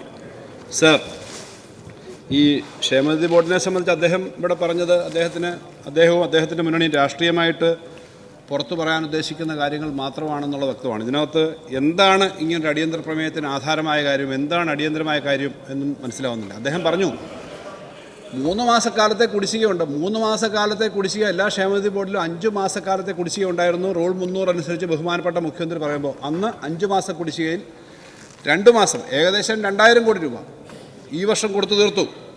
അടുത്ത വർഷം 3 കുടിശ്ശികയും കൂടി കൊടുത്തു തീർക്കും. ആ 3 കുടിശ്ശിക ഉണ്ടെന്നുള്ളത് നിയമസഭയിൽ അംഗീകരിച്ചതാണ്. നമ്മൾ കൊടുത്തു തീർക്കുമെന്ന് പറഞ്ഞു. അതിൻ്റെ അടിയന്തര പ്രമേയത്തിൻ്റെ ആവശ്യമുണ്ടോ? കൊടുക്കുമെന്ന് പറഞ്ഞതാണ്. വളരെ കൃത്യമായ ഒരു കാര്യം നിർമ്മാണ തൊഴിലാളി ക്ഷേമനിധി ബോർഡിൻ്റെ കാര്യത്തിലാണ്. അതിനകത്ത് 2-3 വർഷക്കാലത്തെ കുടിശ്ശിക പിരിച്ചു വരാനുണ്ട്. ആ കുടിശ്ശിക പിരിക്കുന്നതിന് നടപടിക്രമങ്ങൾ നടക്കുന്നുണ്ട്. സോഫ്റ്റ്വെയർ ഇപ്പോൾ ഇൻട്രൊഡ്യൂസ് ചെയ്തു. വാസ്തവത്തിൽ തദ്ദേശ സ്വയംഭരണ വകുപ്പ് അത് വാങ്ങി ലേബർ വകുപ്പിന് കൊടുക്കുകയാണ് ചെയ്യുന്നത്. അല്ലാതെ തദ്ദേശ സ്വയംഭരണ വകുപ്പ് എടുക്കുന്നതല്ല, അത് ലേബർ വകുപ്പിന് കൊടുക്കുകയാണ് ചെയ്യുന്നത്. ആ തരത്തിൽ ചെയ്യുന്നതിൻ്റെ ഭാഗമായിട്ട് ഇപ്പോൾ ഇമ്പ്രൂവ് ചെയ്തിട്ടുണ്ട്, അത് കൊടുത്തു തുടങ്ങിയിട്ടുണ്ട്. സാർ, നമ്മുടെ ഈ ഇപ്പോഴത്തെ ക്ഷേമനിധി ബോർഡുകളുടെ ഘടനയെപ്പറ്റിയും അതിൻ്റെ ചട്ടങ്ങളെപ്പറ്റിയൊന്നും ഞാൻ പറയുന്നില്ല. അതിവിടെ ബഹുമാനപ്പെട്ട അംഗം പറഞ്ഞതുപോലെ അതിനകത്തെ അംഗത്വം, അതിൻ്റെ സ്ട്രീം ലൈൻ ചെന്ന് തുടങ്ങിയ കാര്യങ്ങളുണ്ടെങ്കിൽ നമുക്ക് ഭാവിയിൽ ചെയ്യാം. ഇപ്പോൾ കെട്ടിട നിർമ്മാണ തൊഴിലാളി ക്ഷേമനിധി ബോർഡിൽ 20,23,403 അംഗങ്ങളുണ്ട്. 3,82,696 പെൻഷൻ ഗുണഭോക്താക്കളുണ്ട്. അപ്പോൾ അതിൻ്റെ കാര്യങ്ങൾ ചെയ്യുന്നത് ഞാൻ നേരത്തെ പറഞ്ഞു. ഇപ്പോൾ കളക്ഷൻ കൂടുതൽ വർദ്ധിച്ചു വന്നിട്ടുണ്ട് സോഫ്റ്റ്വെയർ വന്നതിന് ശേഷം. അത് കൂടുതൽ ശക്തിപ്പെടുത്തും. സാർ, ഇവിടെ ഇത് പറയുമ്പോൾ നമ്മളെല്ലാം പരസ്പരം രാഷ്ട്രീയം പറയുന്നവരാണ്. ശ്രീ വിൻസെൻ്റ് അത് പറഞ്ഞു തുടങ്ങുമ്പോൾ അദ്ദേഹം ഇവിടെ ഈ കാര്യങ്ങൾ ഇവിടെ സംസാരിക്കുമ്പോൾ ഇത് സംബന്ധിച്ച് കുറച്ചുകൂടി വസ്തുതാപരമായ കാര്യങ്ങൾ വരുമെന്നാണ് ഞാൻ വിചാരിച്ചത്. പക്ഷേ പലപ്പോഴും നമ്മൾ അങ്ങനത്തെ ഒരു നന്മയൊന്നും പ്രതീക്ഷിക്കാൻ പറ്റില്ല സാർ. ഈ KSRTC ശമ്പളം പെൻഷൻ എല്ലാം കൃത്യമായി കൊടുക്കുന്നൊരു സമയത്ത് തന്നെ ഇപ്പോൾ അവിടെ ഒരു പണിമുടക്ക് നടക്കുകയും വാഹനങ്ങളുടെ എഞ്ചിനിന് തന്നെ പ്രശ്നമുണ്ടാക്കുന്ന തരത്തിലേക്ക് ചില ഇടപെടൽ നടക്കുകയും ചെയ്യുന്ന ഇടയ്ക്ക് ചർച്ച ചെയ്തതാണല്ലോ. ഞാൻ അതിനകത്ത് അധികം പോകുന്നില്ല. അപ്പോൾ നമുക്കൊരു പ്രശ്നമുണ്ടെന്ന് തോന്നിപ്പിക്കുന്നതല്ല. യഥാർത്ഥത്തിൽ KSRTC പോലുള്ള മേഖലകൾ, ക്ഷേമനിധി വരുന്നതല്ല, KSRTC പോലുള്ള മേഖലകളിൽ വലിയ തോതിലുള്ള ഇടപെടൽ നടത്തി അത് റൺ ചെയ്യിക്കുന്ന ബഡ്ജറ്റിൻ്റെ 3 ഇരട്ടിയോളം തുക ഒരു വർഷം കൊടുത്ത് ചിലവഴിക്കുന്നൊരു ഗവൺമെൻറ്റിനെ പറ്റി നല്ലത്. അതിൻ്റെ ഒരു ചുമതലയുള്ള ആ മേഖലയിൽ പ്രവർത്തിക്കുന്ന ഒരാളെന്ന നിലയിൽ അദ്ദേഹത്തിൽ നിന്ന് ഇവിടെ സംസാരിക്കാൻ കേട്ടിട്ടില്ല എന്നുള്ളതുകൊണ്ട് ഞാൻ അക്കാര്യം പറഞ്ഞതേ ഉള്ളൂ. സബ്ജക്റ്റ് KSRTC അല്ല, ഞാൻ പറഞ്ഞു KSRTC അല്ല എന്ന് പറഞ്ഞിട്ടാണ്. പക്ഷേ ക്ഷേമനിധി ബോർഡിൻ്റെ കാര്യത്തിന് അത് സാർ നമുക്ക് കേവലം നമ്മൾ പരസ്പരം സംസാരിക്കുമ്പോൾ സത്യസന്ധത വേണമെന്നുള്ളതെന്ന് പറഞ്ഞതേ ഉള്ളൂ. ഇവിടെ തദ്ദേശ സ്വയംഭരണ സ്ഥാപനങ്ങൾ ഇപ്പോൾ ഇത് കളക്ട് ചെയ്യുന്നു. സാർ, നേരത്തെ ക്ഷേമനിധി ബോർഡ് എങ്ങനെയാണ് ഇതിൻ്റെ നിയമം വന്നത്? സാർ, നരസിംഹറാവുവിൻ്റെ ഗവൺമെൻറ് കാലത്തല്ലേ 2% 10 ലക്ഷത്തിന് മുകളിൽ ചെലവ് ആവുന്ന നിർമ്മാണങ്ങൾക്ക് കൺസ്ട്രക്ഷൻ സെസ് എന്ന നിലയിൽ 2% ഏർപ്പെടുത്താൻ തീരുമാനിച്ചു. 2% നമ്മൾ ഏർപ്പെടുത്തുന്നുള്ളൂ, 1% ഏർപ്പെടുത്തുന്നുള്ളൂ. ആ 1% ഏർപ്പെടുത്താൻ വന്നപ്പോൾ എന്തോ ഒരു കോലാഹലമായിരുന്നു ഇവിടെ. സാധാരണക്കാരുടെ ഇന്ന് പൈസ കഴുത്ത് പിടിച്ച് മേടിക്കുന്നു, വലിയ ഫണ്ടാണ്. അങ്ങനെ കോൺഗ്രസിൻ്റെ സൈബർ വിഭാഗം തന്നെ, കോൺഗ്രസിൻ്റെ സൈബർ വിങ് തന്നെ നടത്തിയ ക്യാമ്പയിൻ ഉണ്ടല്ലോ ഒന്ന്, വലിയ തോതിൽ ഇത് വലിയ ജനങ്ങളെ ബുദ്ധിമുട്ടിക്കുന്ന കൊള്ളപ്പിരിവാണെന്ന് തുടങ്ങിയ കാര്യങ്ങൾ അന്ന് പിരിച്ചു. അപ്പോൾ ക്ഷേമനിധി ബോർഡിന് വേണ്ടി പിരിക്കാൻ ശ്രമിക്കുമ്പോൾ അതിനെതിരെ പറയുക, എന്നിട്ട് ഇപ്പുറത്ത് വന്നിട്ട് ഇത് പിരിക്കുന്നില്ല എന്ന് പറഞ്ഞ് ഇത് കൊടുക്കുന്നില്ല എന്ന് പറയുക. സാർ, ഞാൻ ചില പഴയ പഴഞ്ചൊല്ലിലെ പ്രയോഗങ്ങൾ ഉപയോഗിക്കുന്നില്ല. ഇവിടെ എന്തൊക്കെയാണ് നേരത്തെ കുറേ ഉദാഹരണം പറഞ്ഞ് സാർ, മുതലക്കണ്ണീർ ഒഴുക്കുക എന്ന് പറഞ്ഞാൽ മുതല പിണങ്ങും. സാധാരണ മുതലക്കണ്ണീർ എന്ന് പറയുമ്പോൾ ഒരു ആത്മാർത്ഥതയും ഇല്ലാതെ ഇരയെ തിന്നുമ്പോൾ കണ്ണീര് വരുന്നതാണ്. അതിനേക്കാളും കഷ്ടമായ തരത്തിലാണ് ഇവിടെ മുതലക്കണ്ണീർ ഒഴുക്കുന്നത് നിങ്ങൾ ഈ തൊഴിലാളിക്ക് വേണ്ടി. സാർ, നിങ്ങളിത് പിരിക്കുന്നതിനെതിരെ പറയുക, ഇപ്പുറത്ത് വന്ന് രണ്ട് സ്ഥലത്തും വേട്ടക്കാരനൊപ്പം നിൽക്കുക, വേട്ടമൃഗത്തിനൊപ്പം നിൽക്കുക എന്ന് പറയുന്ന രാഷ്ട്രീയം ജനങ്ങൾക്ക് മനസ്സിലാവും. സാർ, ഇവിടെ ക്ഷേമ പെൻഷനെ സംബന്ധിച്ചുള്ള പൊതുസ്ഥിതി എന്താ? സാർ, ക്ഷേമ പെൻഷനെ പറ്റി ജനങ്ങൾക്കറിയാൻ കുറച്ച് കാര്യങ്ങൾ. ഇവിടെ 2015 ജൂലൈ 2 അന്നത്തെ പഞ്ചായത്ത് മന്ത്രി ശ്രീ MK മുനീർ നിയമസഭയിൽ പറഞ്ഞ അതുവരെയുള്ള പെൻഷൻ കുടിശ്ശികയെ സംബന്ധിച്ചുള്ള കൃത്യമായ കണക്കുണ്ടല്ലോ. എത്ര മാസത്തെ കുടിശ്ശികയുണ്ടായിരുന്നു, അത് 18 മാസമാണോ 16 മാസമാണോ തുടങ്ങിയ കാര്യങ്ങളൊക്കെ ഇവിടെ തർക്കം വന്നു. എന്തായാലും നിയമസഭയിൽ വന്ന മറുപടിയാണല്ലോ വലിയ കുടിശ്ശിക ഉണ്ടെന്നുള്ളത്. ആ കുടിശ്ശിക മൊത്തം കൊടുത്തു തീർത്തത് സാർ അതിന് ശേഷമാണ്. അപ്പോൾ ഈ കുടിശ്ശികയെ സംബന്ധിച്ച് എന്ത് ആത്മാർത്ഥം നിങ്ങൾ പറഞ്ഞാൽ എന്ത് ആത്മാർത്ഥ ആൾക്ക് തോന്നുക? ഇവിടെ പറഞ്ഞ അന്നത്തെ പെൻഷനുകളിലെ കുടിശ്ശിക ആ മറുപടി പറഞ്ഞത് വാർദ്ധക്യകാല പെൻഷൻ 366 കോടി, വികലാംഗ പെൻഷൻ 166 കോടി, വിവിധ പെൻഷനുകൾ 553 കോടി, അങ്ങനെ അവിവാഹിതരുടെ പെൻഷൻ, ഇങ്ങനെ എല്ലാ കണക്കും അന്ന് അദ്ദേഹം പറഞ്ഞു, മുനീർ സാഹിബ് പറഞ്ഞ ആ മറുപടി തന്നെയാണ്. ബാക്കി 2-3 അതുപോലെ അനുബന്ധ മറുപടികൾ എൻ്റെ കയ്യിലുണ്ട്. സാർ, ഈ ഗവൺമെൻറ് വന്നിട്ട് ഞങ്ങൾക്ക് വളരെ കൃത്യമായൊരു മാനദണ്ഡമുണ്ട്. ഇതിനകത്ത് ഈ കാര്യങ്ങളിൽ കൃത്യമായി ക്ഷേമനിധി കൊടുക്കണം, ഈ ആളുകളെ പറ്റി അവരുടെ കാര്യത്തിനകത്ത് എല്ലാ കാര്യങ്ങളും ചെയ്യണം. സാർ, ഇവിടെ ഈ കേന്ദ്ര ഗവൺമെൻറ് നയങ്ങൾ എപ്പോഴും നമ്മൾ വിശദീകരിക്കുന്നതാണ്. ആ നയങ്ങളുടെ എല്ലാ ഭാഗവും ഇവിടെ പറയണ്ട. പക്ഷേ കേന്ദ്ര ഗവൺമെൻറ് നയങ്ങൾ കാരണം നമുക്കുണ്ടാകുന്ന വളരെ വലിയ ബുദ്ധിമുട്ടുണ്ടായിട്ടും ക്ഷേമനിധിയുടെ കാര്യത്തിനകത്ത് തടസ്സം ഉണ്ടാക്കാത്ത സമീപനമാണ് നമ്മൾ സ്വീകരിച്ചിട്ടുള്ളത്. സാർ, കേരളത്തിനകത്ത് ഈ ക്ഷേമനിധി സമ്പ്രദായം ആദ്യമായിട്ട് കൊണ്ടുവരുന്ന സമയത്ത് എന്തായിരുന്നു അന്നത്തെ UDFൻ്റെ കോൺഗ്രസിൻ്റെ പ്രമുഖരായ നേതാക്കന്മാർ പറഞ്ഞത്? ചെറിയൊരു തുക EK നായനാരുടെ ഗവൺമെൻറ് കാലത്ത് ക്ഷേമനിധി നടപ്പിലാക്കുമ്പോൾ ഇത് പ്രൊഡക്റ്റീവല്ല, ഇത് ആളുകളെ ഇല്ലാതാക്കും എന്ന് പറഞ്ഞ് അന്ന് മുതൽ എതിർത്തതല്ലേ നിങ്ങൾ? ആ ക്ഷേമനിധിയാണല്ലോ ഇപ്പോൾ വർദ്ധിച്ച് വന്നിട്ടുള്ളത്. ക്ഷേമനിധിയെ സംബന്ധിച്ച് ഇപ്പോഴത്തെ സ്ഥിതിയിൽ കുറച്ചുകൂടി ചിട്ടപ്പെടുത്തി ക്ഷേമനിധി ബോർഡുകളെ ഉൾപ്പെടെ കുറച്ചുകൂടി ഏകീകരിച്ച് അത് സ്ട്രീം ലൈൻ ചെയ്യണമെന്നുള്ള അഭിപ്രായം ഞങ്ങൾക്കുണ്ട്. കാരണം പലതിനകത്തും ഇരട്ടിപ്പുണ്ട്. അതുകൊണ്ട് ആധാർ ലിങ്ക് ചെയ്ത് ഈ കാര്യങ്ങളൊക്കെ ചെയ്യാൻ വേണ്ടിയിട്ട് ഉള്ള ശ്രമം നടക്കുന്നുണ്ട്. അപ്പോഴും എതിര് വരുവാണ്. അത് ചെയ്യേണ്ടി വരും, അത് ചെയ്യും, അത് സിസ്റ്റമാറ്റിക് ആകും. പക്ഷേ ക്ഷേമനിധി പെൻഷനുകൾ കുറയ്ക്കില്ല, കൃത്യമായി വർദ്ധിപ്പിക്കുമെന്നുള്ള കാര്യം ഞാൻ പറയാം. സാർ, 2011-16 UDF സർക്കാരിൻ്റെ കാലത്ത് ക്ഷേമനിധി പെൻഷൻ കൊടുത്ത് ആകെ എത്ര? 5 വർഷം കൊണ്ട് 9,011 കോടിയാണ് സാർ. 9,011 5 വർഷം കൊണ്ട് കൊടുത്തു. 2016-21 LDF സർക്കാരിൻ്റെ കാലത്ത് ആ ക്ഷേമനിധി പെൻഷൻ 600 രൂപയായിരുന്നത് വർദ്ധിപ്പിച്ചു എന്ന് മാത്രമല്ല പഴയകാല കുടിശ്ശികയും കൂടി കൊടുത്തു തീർത്തു. അങ്ങനെ ആ കുടിശ്ശിക അടക്കം 35,154 കോടി രൂപ കൊടുത്ത ഒരു മുന്നണിയോടാണ് നിങ്ങൾ പറയുന്നത്. അവിടെ വന്നിട്ട് ഇങ്ങനെ മുതലക്കണ്ണീർ ഒഴുക്കുകയാണ്. LDF ചെയ്യുന്നില്ല. സാർ, ആ 5 വർഷം കൊണ്ട് 26,143 കോടി രൂപയാണ് കേരള സർക്കാർ തൊഴിലാളികൾക്ക് ക്ഷേമനിധിക്ക് വേണ്ടി അധികമായി കൊടുത്തത്. 9,000 കൊടുത്തടുത്ത് അധികമായി കൊടുത്താണ് 35,000 കോടി. സാർ, അന്ന് ആ കുടിശ്ശികയും കൂടി ചേർത്താ കൊടുത്തത്. ഈ സർക്കാർ വന്നിട്ടോ സാർ, കേരളത്തിൽ ഇത്രയും ബുദ്ധിമുട്ട് അനുഭവിക്കേണ്ടി വന്ന വയനാട് മുണ്ടക്കൈ ചൂരൽമല ദുരന്തത്തിന് പോലും പണം കിട്ടാത്ത ഒരു സർക്കാർ ഇവിടെ ഭരിക്കുകയാണ്. ആ സർക്കാർ അധികാരത്തിലിരിക്കുന്ന സമയത്ത് ഈ ബുദ്ധിമുട്ടെല്ലാം ഉണ്ടായിട്ടും സാർ കഴിഞ്ഞ 4 വർഷം പൂർത്തിയായിട്ടുള്ള വകയിൽ 2-3 മാസത്തെ കുടിശ്ശികയുണ്ടല്ലോ സാർ, ഇതുവരെ കൊടുത്തത് 36,212 കോടി രൂപയാണ്. അപ്പൊ ഒന്ന് ആലോചിച്ച് നോക്കണം. UDF കാലത്ത് 9,000 കോടി, ഒന്നാം പിണറായി സർക്കാരിന്റെ സമയത്ത് 35,000 കോടി, ഈ സർക്കാരിന്റെ കാലത്ത് ഇതുവരെ 36,212 കോടി കൊടുത്തു എന്ന് പറഞ്ഞാൽ ഇനിയും കൂടി കൊടുക്കുമ്പോൾ 55,000 കോടി, 36,000 കൊടുത്തു 5 വർഷം ആകുമ്പോൾ 55,000 കോടി സർക്കാർ കൊടുക്കും. ഇപ്പോഴത്തെ സ്ഥിതിയിൽ കേരളത്തിലെ സാധാരണ ജനങ്ങളോട് ഞങ്ങൾക്ക് ആത്മവിശ്വാസത്തോട് പറയാൻ പറ്റും, ഞങ്ങളത് കൊടുക്കുന്നതാണ്. ഇവിടെ പ്രസംഗിച്ചതുപോലെ കുറച്ച് ഇല്ലാത്ത കാര്യങ്ങൾ കയ്യടി കിട്ടാനും കട്ട് ചെയ്ത് മീഡിയയിൽ കൊടുക്കാനും കുറേ കാര്യങ്ങൾ പറയുന്നവരൊന്നല്ല ഞങ്ങൾ വിശ്വസിക്കുന്നത്. അല്ല സാർ, പ്രതിപക്ഷ നേതാവിനോട് അല്ല ഞാൻ പറഞ്ഞത് ഇവിടെ പറഞ്ഞല്ലോ സാർ, പറഞ്ഞു സാർ. ഇവിടെ എന്താ ഇൻവെസ്റ്റർ മീറ്റ് നടത്തി, പഞ്ചനക്ഷത്ര ഹോട്ടലിൽ ഇൻവെസ്റ്റർ മീറ്റ് നടത്തി. സാർ, പഞ്ചനക്ഷത്ര ഹോട്ടലിൽ ഇൻവെസ്റ്റർ മീറ്റ് ഇവിടുത്തെ സബ്ജക്റ്റ് അല്ലായിരുന്നല്ലോ. അങ്ങനെയാണെങ്കിൽ പഞ്ചനക്ഷത്ര ഹോട്ടൽ കേരളത്തിൽ ഏറ്റവും എഫക്റ്റീവായി നടന്ന വ്യവസായ വകുപ്പിന്റെ പരിപാടികളിലൊന്നാണെന്ന് എല്ലാവരും അംഗീകരിച്ചതാണ്. കേരളത്തിലുള്ളവർ മാത്രമല്ല. അതിന്റെ ഭാഗമായിട്ട് 1,52,000 കോടി രൂപയുടെ നിർമ്മാണ പ്രവർത്തനം വരുന്നു എന്ന് പറഞ്ഞാൽ ഇവിടെ ആളുകളെ പറ്റിക്കാൻ വേണ്ടി പറയരുത്. അത്രയും നിക്ഷേപം വരുന്നു എന്ന് പറഞ്ഞാൽ അത്രയും പുതിയ സ്ഥാപനങ്ങൾ, അത് ആധുനിക ടെക്നോളജിയും പഴയ ടെക്നോളജിയും ഉപയോഗിച്ച് എല്ലാ മേഖലയിലും അത്രയും സ്ഥാപനങ്ങൾ വരിക എന്ന് പറഞ്ഞാൽ കേരളത്തിലെ ചെറുപ്പക്കാർക്ക് അത്രയധികം ജോലി കിട്ടുന്നൊരു സ്ഥാപനമാണ്. ഇവിടെ പല സ്റ്റഡി റിപ്പോർട്ടും ഉണ്ടല്ലോ. ഇന്ത്യയിൽ തൊഴിലില്ലായ്മ കുറഞ്ഞ സംസ്ഥാനങ്ങളിൽ ഒന്നാണ് കേരളം ഈ ഘട്ടത്തിൽ. ഏറ്റവും കൂടുതൽ വ്യവസായ സ്ഥാപനങ്ങൾ വന്ന ഈസ് ഓഫ് ഡൂയിങ് ബിസിനസ്സും മറ്റു കാര്യങ്ങളും വഴി വ്യവസായ സ്ഥാപനങ്ങൾ വന്നൊരു സ്ഥലമാണ് കേരളം.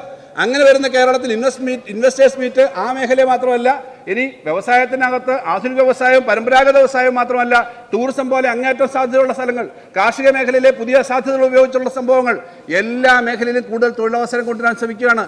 പരമ്പരാഗത തൊഴിലാളികളുടെ കാര്യം, കൊല്ലത്തെ കശുവണ്ടിയുടെ കാര്യം പറഞ്ഞല്ലോ. കൊല്ലത്തെ കശുവണ്ടിയുടെ കാര്യത്തിൽ പറഞ്ഞ അങ്ങനെ ആരും വലിയ മുതലക്കണ്ണീരൊന്നും ഒഴുക്കേണ്ട കാര്യമില്ല. കൊല്ലത്തെ കശുവണ്ടി തൊഴിലാളികൾക്ക് ഇതിൽ ആദ്യമായിട്ടാണ്, ചരിത്രത്തിൽ ആദ്യമായിട്ടാണ് പുനരുജ്ജീവന പാക്കേജ് നടപ്പിലാക്കാൻ തീരുമാനിച്ചത്. അവിടുത്തെ തൊഴിലാളികളുടെ ആ വ്യവസായം നടത്തിക്കൊണ്ട് പോകുന്നതിന് പ്രായോഗികമായ പ്രശ്നമുണ്ട്. ഈ വ്യവസായികളായിട്ടുള്ള ആളുകൾ ഉൾപ്പെടെ വലിയ കടക്കണിപ്പെടുന്നുണ്ട്. അതിനെ പരിഹരിക്കാൻ വേണ്ടിയിട്ട് പ്രത്യേക പാക്കേജ്, അതിൻ്റെ പണം ഡിസ്ട്രിബ്യൂട്ട് ചെയ്യുന്ന കാര്യം തുടങ്ങി. സർ, പരമ്പരാഗത മേഖലയായ കയറും കശുവണ്ടിയും കൈത്തറിയും ഖാദിയും അടക്കമുള്ള എല്ലാ മേഖലയിലും പ്രത്യേക സഹായം സർക്കാരിൻ്റെ ഭാഗമായിട്ട് വേണം. അതിൻ്റെ ഭാഗമായിട്ടുള്ള പണവും മാറ്റിവെച്ചിട്ടുണ്ട് ആ മേഖലയിൽ. അതുകൊണ്ടാണ് ഞാൻ പറഞ്ഞത് 16 ക്ഷേമനിധി ബോർഡുകളിൽ സർക്കാർ പെൻഷൻ കൊടുക്കുന്നുണ്ട് സർ. ക്ഷേമനിധി ബോർഡിൽ പണം പിരിക്കുന്നു പറഞ്ഞ് തെറ്റിദ്ധരിപ്പിക്കുന്നുണ്ട് ആളുകളെ. എത്ര ജീവിതകാലം മുഴുവൻ ചെറിയൊരു തുക കൊടുക്കുന്നതുകൊണ്ട് ഈ പെൻഷൻ കൊടുക്കാൻ പറ്റില്ല. ആ ക്ഷേമനിധി ബോർഡ് എന്ന് പറഞ്ഞാൽ പേരിന് ക്ഷേമനിധി ബോർഡിൻ്റെ ഒരു ചെറിയ ഫീസ് കളക്ട് ചെയ്യുന്നതല്ലാതെ അതിൽ നിന്നാണോ കൊടുക്കുന്നത്? 3000-4000 രൂപ ജീവിതകാലം ആകെ അടച്ചാലും 4000-5000 രൂപ മാത്രം അടയ്ക്കുന്ന ക്ഷേമനിധി ബോർഡുണ്ട്. പക്ഷേ പെൻഷൻ ഒരു മാസം 1600 രൂപ കൊടുക്കുന്നത് എങ്ങനെയാണ്? ആ ക്ഷേമനിധി ബോർഡിൻ്റെ വരുമാനത്തിൽ നിന്ന് മാത്രം പറ്റുമോ? അപ്പോൾ അങ്ങനെ കൊടുക്കുന്ന ഒരു കാര്യമാണ്. അതുകൊണ്ട് ഇവിടെ പറയും, ഇവിടെ നിങ്ങൾ ചെയ്യുന്നത് ഇതിന് ഇൻവെസ്റ്റേഴ്സ് മീറ്റിന് വേണ്ടിയിട്ടാണ്. ഉടനെ ഒയാസിസിൻ്റെ കാര്യം അതിനകത്ത് പറഞ്ഞു. അതൊക്കെ ഞാൻ പറഞ്ഞ് കട്ട് ചെയ്യാൻ വേണ്ടിയിട്ടാണ്, കട്ട് ചെയ്തിടാൻ. ഒരു സംശയവുമില്ല. ഒയാസിസിൻ്റെ കാര്യത്തിലല്ല ഞങ്ങൾ പറയുന്നു. കേരളത്തിൽ 5000-5000 കോടി രൂപ ഇപ്പോൾ പുറത്തേക്ക് പോകുന്നുണ്ട്. അത് 8000-10000 കോടി രൂപയാവും. ആ 10000 കോടി ഇവിടുത്തെ കാർഷിക മേഖലയും കൂടി പുനരുജ്ജീവിപ്പിച്ച് അല്ലെങ്കിൽ കുറച്ചുകൂടെ സജീവമാക്കി ആ വരുമാനം കിട്ടുന്ന വ്യവസായങ്ങൾ കേരളത്തിൽ നിന്ന് പുറത്തേക്ക് പോകുന്നു. 100 രൂപയുടെ സാധനം ഇങ്ങോട്ട് മേടിക്കുമ്പോൾ 50 രൂപയുടെ പോലും എക്സ്പോർട്ട് ചെയ്യാൻ കഴിയാത്ത കൺസ്യൂമർ ഇൻഡസ്ട്രി ഉള്ള ഒരു സംസ്ഥാനത്ത് അത്തരം കാര്യങ്ങൾ ചെയ്യുന്നതിന് വേണ്ടിയിട്ടുള്ള കൂടുതൽ കാര്യങ്ങൾ ഞങ്ങൾ ചെയ്യും. അതാണ് പറഞ്ഞത്. അതുകൊണ്ട് ഇത് മറ്റു കാര്യങ്ങൾ പറയുക, ആത്മാർത്ഥത വേണം ഇത്തരം കാര്യങ്ങളിൽ. സർ, അംഗനവാടി ഉൾപ്പെടെയുള്ള കാര്യങ്ങളെപ്പറ്റി ഇവിടെ അങ്ങ് പറഞ്ഞു. ബീഡിയുടെ കാര്യം പറഞ്ഞു. ബീഡി തൊഴിലാളികളെ പറ്റി നിങ്ങൾക്ക് ഓർമ്മയുണ്ടോന്നാ? ഞങ്ങൾക്ക് നല്ല ഓർമ്മയുണ്ട്. ബീഡി വലിച്ചെറിയുന്ന പോലെ കളഞ്ഞില്ലെന്നാ. സാർ, ഈ ദിനേശ് ബീഡി കമ്പനി ഉണ്ടായതെങ്ങനെയാ? പ്രസ്ഥാനം ഉണ്ടായതെങ്ങനെയാ? മംഗലാപുരത്തുള്ള കമ്പനികൾ, സാധു ബീഡി അടക്കമുള്ള കമ്പനികൾ സാധാരണ തൊഴിലാളികൾക്ക്, കണ്ണൂരും കാസർഗോഡുമുള്ള ബീഡി തിരിക്കുന്ന സാധാരണ തൊഴിലാളികളെ പിരിച്ചുവിടുകയും ചൂഷണം ചെയ്യുകയും ചെയ്യുന്ന സമയത്ത് AKGയുടെ നേതൃത്വത്തിൽ അന്നത്തെ ഇടതുപക്ഷ പ്രസ്ഥാനം അതിശക്തമായി ഉണ്ടാക്കിയ ഒരു മഹാപ്രസ്ഥാനമാണ് ദിനേശ് ബീഡി. ആ ദിനേശ് ബീഡി ഇപ്പോൾ എല്ലാവരും ബീഡി വലിക്കണമെന്ന് നമുക്ക് പറയാൻ പറ്റില്ല. കാരണം ആ ബീഡിയുടെ സ്വഭാവം മാറിയ സാർ. അതുകൊണ്ട് അതിന് ഡൈവേഴ്സിഫിക്കേഷൻ വരികയാണ്. ആ ബീഡി തൊഴിലാളിയുടെ കാര്യം പറയുമ്പോൾ നിങ്ങൾ എങ്ങനെയാണ് സാധു ബീഡിയെ സഹായിക്കുകയും അവിടുത്തെ ബീഡി വ്യവസായത്തെ ഇല്ലാതാക്കാൻ ശ്രമിച്ചതെന്നുള്ള കാര്യം കൂടി ഓർക്കണം കോൺഗ്രസ്സുകാർ. ആ പഴയ ചരിത്രം ഓർക്കണം. അതുകൊണ്ട് ഈ പരമ്പരാഗത വ്യവസായ തൊഴിലാളിയുടെ കാര്യത്തിനകത്ത് അങ്ങനെ പറയുന്നതിന് ആത്മാർത്ഥതയില്ല. അംഗൻവാടി തൊഴിലാളി ഇവിടെ പറഞ്ഞല്ലോ, അംഗൻവാടി പെൻഷന്റെ കുടിശ്ശിക, അംഗൻവാടി പെൻഷനും അംഗൻവാടിയിൽ നിന്ന് കളക്ട് ചെയ്യുന്ന പണം കൊണ്ട് ആ പെൻഷൻ കുടിശ്ശിക കൊടുക്കാൻ തികയില്ല. അതിനാവശ്യമായ പണം സർക്കാർ അനുവദിക്കാൻ തീരുമാനിച്ചിട്ടുണ്ട്. ആ പെൻഷൻ കൊടുക്കാനുള്ള പണം തീരുമാനിച്ച് അവർക്ക് ആ പെൻഷന്റെ കുടിശ്ശിക വേറെ പ്രത്യേക ഫണ്ട് അനുവദിച്ച് അത് കിട്ടും. അതും തീരുമാനിച്ചിട്ടുണ്ട്. ഇവിടെ മറ്റു പറഞ്ഞ കാര്യങ്ങൾക്കൊന്നും ഞാൻ പറയുന്നില്ല സാർ. ഇത് ഈ പറഞ്ഞ കാര്യങ്ങളിൽ ഈ ഒരു കാര്യം മാത്രമേ ഉള്ളൂ. കേന്ദ്ര ഗവൺമെന്റിൽ നിന്ന് തരാനുള്ള പണം ഇപ്പോഴും ഈ ചെറിയ പെൻഷൻ, ആകെയുള്ള പെൻഷന്റെ ചെറിയൊരു തുക മാത്രമാണ്. 2% പല സാമൂഹ്യക്ഷേമ പെൻഷനും കേന്ദ്രത്തിൽ നിന്ന് കിട്ടുന്നത്. അതിൽ പോലും 400ഓളം കോടി ഇപ്പോഴും കിട്ടാനുണ്ട് സാർ. നമുക്ക് കേന്ദ്രത്തിൽ നിന്ന് ഈ ഓരോ മേഖലയിലും വർദ്ധിപ്പിക്കണമെന്നുള്ള കാര്യത്തിനും കൂടി ഒരുമിച്ച് വേണം. ഞങ്ങൾക്ക് ലോക്സഭയിൽ ഒരു പരിമിതിയുണ്ട് സാർ. ഞങ്ങൾക്ക് പഴയ പാർലമെൻ്ററി കാര്യ മന്ത്രി മാത്രം, അദ്ദേഹം ഉള്ളൂ ഇപ്പോൾ MP ആയിട്ട്. സാർ, 20 പേരുള്ളതിൽ പാർലമെൻറ്റിൽ ഞങ്ങൾക്കൊരു പരിമിതിയുണ്ട്. ലോക്സഭയിൽ 19 പേര് UDFകാരാണ്. അതിലൊന്ന് 19 UDFിൻ്റെ ഞാൻ പറയുന്നില്ല, കുറച്ച് UDF വോട്ട് കിട്ടിയെങ്കിലും BJPയുടെ ആണ് ഒരാൾ, സുരേഷ് ഗോപി. പിന്നെ ഒരു മന്ത്രി, കേന്ദ്രമന്ത്രിയുണ്ട്. 18 പേര് UDF തന്നെയാണ്. സാർ ഞാൻ നിർത്തുകയാണ് സാർ. സാർ, ഈ ഞാനിവിടെ റിക്വസ്റ്റ് ചെയ്യുന്ന വേറൊന്നുമല്ല സാർ. ഇന്ത്യൻ പാർലമെന്റിൽ ഈ നിയമസഭയുടെ വികാരം പ്രതിഫലിപ്പിക്കാൻ വേണ്ടി ഇന്ത്യൻ പാർലമെന്റിൽ ലോക്സഭയിൽ പോയിരിക്കുന്ന ലോക്സഭാംഗങ്ങൾ കേരളത്തിന്റെ തനതായ താല്പര്യങ്ങൾ സംരക്ഷിക്കാൻ വേണ്ടി അല്പം ചില കാര്യങ്ങൾ പറയാൻ തയ്യാറാകണമെന്ന് ഈ ബോഡി ഞാൻ പറയാം. കാരണം ഉത്തരവാദിത്തമുള്ള രാഷ്ട്രീയ നേതാക്കന്മാരാണ് ഇരിക്കുന്നത്. കോൺഗ്രസ് പാർട്ടിയുടെയും UDFിൻ്റെയും മഹാഭൂരിപക്ഷം വരുന്ന MPമാർ അവിടെ ഇരിക്കുമ്പോൾ അവർ ഈ കേരളത്തിലെ ക്ഷേമനിധി മാത്രമല്ല, ഇവിടെ നേരത്തെ നിങ്ങൾ പറഞ്ഞല്ലോ ആശാ വർക്കേഴ്സിൻ്റെ കാര്യം, ആശാ വർക്കേഴ്സ് അടക്കമുള്ള കാര്യങ്ങൾക്ക് കേരളത്തിൽ 2 പ്രാവശ്യം ഞങ്ങൾ പ്രീ ബഡ്ജറ്റ് മീറ്റിംഗ് പറഞ്ഞിട്ടുണ്ട്. ഞങ്ങൾ മാത്രമല്ല, ഞങ്ങൾക്കൊപ്പം കർണാടകയും അതുപോലെ തെലങ്കാനയും അടക്കമുള്ള സംസ്ഥാനങ്ങൾ പറഞ്ഞു. ബംഗാൾ അടക്കമുള്ള സംസ്ഥാനങ്ങൾ പറഞ്ഞു, പഞ്ചാബ് അടക്കമുള്ള സംസ്ഥാനങ്ങൾ പറഞ്ഞു. അവിടുത്തെ സ്കീം വർക്കേഴ്സിന് 12 വർഷം മുമ്പാണ് നിങ്ങൾ അലവൻസ് തീരുമാനിച്ച, ആ 12 വർഷം മുമ്പ് തീരുമാനിച്ച അലവൻസ് വർദ്ധിപ്പിക്കണമെന്ന് ആവശ്യപ്പെട്ടു. അവിടെ ശക്തമായിട്ട് അത് ഉന്നയിക്കാൻ കേരളത്തിൽ നിന്നുള്ള അങ്ങയുടെ പാർട്ടിയുടെ നേതാക്കന്മാരോട് ലോക്സഭയിൽ അത് ഉന്നയിക്കാൻ കൂടി പറയണം. ഇവിടെ ഈ സാധാരണ തൊഴിലാളികളുടെ ക്ഷേമനിധിക്ക് ഒരു കുറവും വരില്ല. ഇപ്പോൾ കൊടുത്തിരിക്കുന്ന 36,000 കോടിയാണെങ്കിൽ 55,000 കോടിയിലേക്കെങ്കിലും അത് എത്തുമെന്ന കാര്യം ഉറപ്പ് പറഞ്ഞുകൊണ്ട് ഇത് ചർച്ച ചെയ്യേണ്ട, അങ്ങനെ ചർച്ച ചെയ്ത് സഭ നിർത്തി വെച്ച് ചർച്ച ചെയ്യേണ്ട വിഷയമല്ല. കാരണം അതിനേക്കാളും ഉപരി ഈ കാര്യങ്ങൾ ചെയ്യാൻ ഈ ഗവൺമെൻറ് പ്രതിജ്ഞാബദ്ധമാണെന്ന് പറഞ്ഞുകൊണ്ട് ഞാൻ എൻ്റെ വാക്കുകൾ ചുരുക്കുന്നു. ഇത് സാർ അങ്ങനൊരു ചർച്ചയുടെ അവസ്ഥയിലേക്ക് പോകേണ്ടതില്ല എന്നാണ് എനിക്ക് ഇവിടെ പറയാനുള്ളത്. യെസ്, ബഹുമാനപ്പെട്ട ധനകാര്യ വകുപ്പ് മന്ത്രിയുടെ വിശദീകരണത്തിൻ്റെ അടിസ്ഥാനത്തിൽ സഭ നടപടികൾ നിർത്തിവെക്കണമെന്നുള്ള ഉപക്ഷേപത്തിന് അനുമതി നിഷേധിക്കുന്നു. സർ, കേരളത്തിൽ വിവിധ മേഖലകളിലുള്ള തൊഴിലാളികൾ അവരുടെ ഒരു റിട്ടയർമെൻറ്റ് പ്രായമായി കഴിഞ്ഞാൽ അവരുടെ ജീവിത സായാഹ്നത്തിൽ അവർക്ക് നേരത്തെ ശ്രീ വിൻസെൻ്റ് ഇവിടെ സൂചിപ്പിച്ചതുപോലെ ഭക്ഷണം കഴിക്കാനും മരുന്ന് വാങ്ങിക്കാനും ഒന്നും ആരുടെയും മുന്നിൽ കൈ നീട്ടാതിരിക്കാൻ വേണ്ടിയിട്ടാണ് ഈ രാജ്യത്തിന് മുഴുവൻ മാതൃകയാകുന്ന തരത്തിൽ കേരളം നിരവധി ക്ഷേമനിധി ബോർഡുകൾ രൂപീകരിച്ചത്. ഞങ്ങളെല്ലാം ഈ നിയമസഭയിൽ വരുന്ന കാലത്ത് സ്വകാര്യ ബില്ലുകൾ അംഗങ്ങൾ അവതരിപ്പിക്കും. ഓരോ മേഖലയിലും ഈ ക്ഷേമനിധികൾ രൂപീകരിക്കണമെന്ന് ആവശ്യപ്പെട്ടുകൊണ്ട് പിന്നീട് മാറി മാറി വരുന്ന സർക്കാരുകൾ ആ സ്വകാര്യ ബില്ലുകളെ ഔദ്യോഗിക ആക്റ്റുകളാക്കി മാറ്റും. അങ്ങനെ കേരളത്തിൽ തൊഴിൽ വകുപ്പിൻ്റെ കീഴിൽ 16 ക്ഷേമനിധി ബോർഡുകളും തൊഴിൽ വകുപ്പിന് പുറത്ത് 15 ക്ഷേമനിധി ബോർഡുകളും കേരളത്തിലുണ്ട്. സാർ, ഞങ്ങൾ എന്തുകൊണ്ടാണ്, ഞാൻ അത്ഭുതപ്പെട്ടു പോയി. ധനകാര്യമന്ത്രി 2 പ്രാവശ്യം മറുപടി പറഞ്ഞപ്പോഴും എത്ര നിസ്സാരമായിട്ടാണ്, എത്ര ലാഘവത്വത്തോടു കൂടിയാണ് ഈ വിഷയത്തെ കണ്ടത്. ഞങ്ങൾ ഒരു കാര്യവും ഞങ്ങൾ എവിടെ നിന്നാണ് പറഞ്ഞത് എന്ന് ചോദിച്ചാൽ കട്ട് ചെയ്തിടാൻ വേണ്ടിയിട്ടാണ് പറയുന്നത്. ഈ നിയമസഭയിൽ നിങ്ങൾ മന്ത്രിമാർ തന്ന മറുപടി അല്ലാതെ ഒരു കാര്യവും ഒരു സ്റ്റാറ്റിസ്റ്റിക്സും ഞങ്ങൾ കോട്ടിയില്ല. നിങ്ങളുടെ മന്ത്രിമാർ, ഈ ഇരിക്കുന്ന മന്ത്രിമാർ വിവിധ സമയങ്ങളിലായി ഞങ്ങൾക്ക് തന്ന മറുപടികളല്ലാതെ ഞങ്ങൾ ഒന്നും കോട്ടിയില്ല. ഞാൻ ഉറപ്പുവരുന്നു ഈ സഭയ്ക്ക് ഉറപ്പ് വരികയാണ്. സാർ, ഇവിടെ കേരളത്തും അഭിമാനമായി നിൽക്കുകയാണ് ഈ ക്ഷേമനിധി ബോർഡ്. ഇവിടെ ഏകദേശം 1 കോടിയിലധികം പേർ തൊഴിലാളികൾ ഈ വിവിധ ക്ഷേമനിധി ബോർഡുകളിലായിട്ടുണ്ട്. സാർ, ഈ 31 ക്ഷേമനിധി ബോർഡുകളിൽ 14-15 ബോർഡുകൾ ഗുരുതരമായ പ്രതിസന്ധിയിലാണ്. എന്തുകൊണ്ടാണ് അങ്ങ് അത് മറച്ചു വയ്ക്കുന്നത്? അതിൽ 6-7 ക്ഷേമനിധി ബോർഡുകൾ പൂട്ടുന്നതിന് സമാനമായി നിൽക്കുകയാണ്. ഇവിടെ നിങ്ങൾ തന്ന മറുപടിയിൽ തന്നെ ഏകദേശം 2200 കോടിയോളം രൂപ പെൻഷൻ കുടിശ്ശികയായി, ആനുകൂല്യങ്ങളുടെ കുടിശ്ശികയായിട്ട് വിവിധ ക്ഷേമനിധി ബോർഡുകളിലുണ്ട്. അങ്ങ് വായിച്ചത് കുറച്ച് നന്നായി നടക്കുന്ന ക്ഷേമനിധി ബോർഡുകളുണ്ട്, ഞാൻ ഇല്ല എന്ന് പറയുന്നില്ല.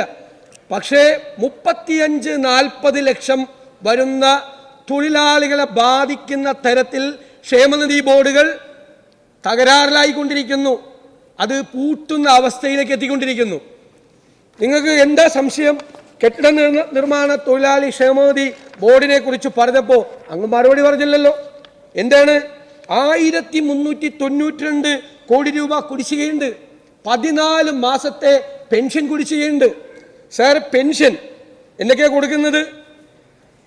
പെൻഷൻ കൊടുക്കും, അതുപോലെ വിവാഹാനുകൂല്യം, പ്രസവാനുകൂല്യം, വിദ്യാഭ്യാസാനുകൂല്യം, മരണാനന്തര ആനുകൂല്യം, ചികിത്സാ ധനസഹായം, അപകട മരണത്തിൽപ്പെട്ടു കഴിഞ്ഞാൽ അതിനുള്ള സഹായം ഉൾപ്പെടെയുള്ള നിരവധി സഹായങ്ങൾ കൊടുത്തിട്ട് 14 മാസത്തിലധികമായി പെൻഷൻ കൊടുക്കുന്നില്ല.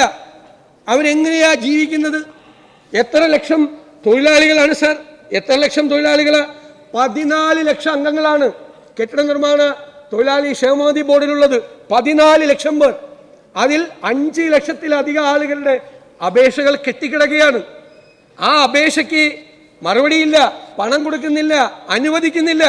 എന്നിട്ടാണ് സംസ്ഥാനത്തെ ധനകാര്യമന്ത്രി ഈ വിഷയം കൊണ്ടുവന്നതിന് ഞങ്ങളെ കുറ്റപ്പെടുത്തുന്നത്. സാർ, അതുപോലെ കർഷക തൊഴിലാളി ക്ഷേമനിധി ബോർഡ് സാർ, കുടിശ്ശിക 493 കോടി രൂപയാണ്. കർഷക തൊഴിലാളികൾ, പാവപ്പെട്ടവർ, പാടശേഖരങ്ങളിൽ പണിയെടുത്തവർ സാർ, അവരുടെ അപേക്ഷകൾ കെട്ടിക്കിടക്കുന്നത് 3 ലക്ഷത്തിലധികം അപേക്ഷകളാണ് പണം അനുവദിക്കാതെ കെട്ടിക്കിടക്കുന്നത്. സാർ, കർഷക തൊഴിലാളി ക്ഷേമനിധി ബോർഡിൽ 60 വയസ്സ് പൂർത്തിയായവർക്ക് 6 വർഷമായി അടച്ച തുക പോലും, അവർ അംശാദായം അടച്ച തുക പോലും കൊടുത്തിട്ടില്ല. എന്നിട്ടാണ് മന്ത്രി ഇങ്ങനെ സംസാരിക്കുന്നത്. 6 വർഷമായിട്ട് കൊടുത്തിട്ടില്ല. അവരുടെ അക്കൗണ്ടുകളിൽ 32 കോടിയാണ് ഉള്ളത്, ആകെ ഉള്ളത്. 500 കോടി രൂപയാണ് കർഷക തൊഴിലാളി ക്ഷേമനിധി ബോർഡിന്റെ ബാധ്യത.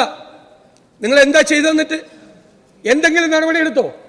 32 കോടിയുള്ള അക്കൗണ്ടിൽ 500 കോടി രൂപ ബാധ്യതയാണ് സർ. അതുപോലെ ഈറ്റ, കാട്ടുവള്ളി, തഴ തൊഴിലാളികൾ നിരവധി കുടിശ്ശിക ഉണ്ട് ബാക്കി. തയ്യൽ തൊഴിലാളി ക്ഷേമനിധി ബോർഡ് സർ, പ്രസവകാല സഹായം എത്ര വർഷത്തെ കുടിശ്ശികയാണ്? പെൻഷൻ കുടിശ്ശികയാണ്. 3 മാസമായി അവരുടെ പെൻഷൻ കൊടുക്കുന്നില്ല.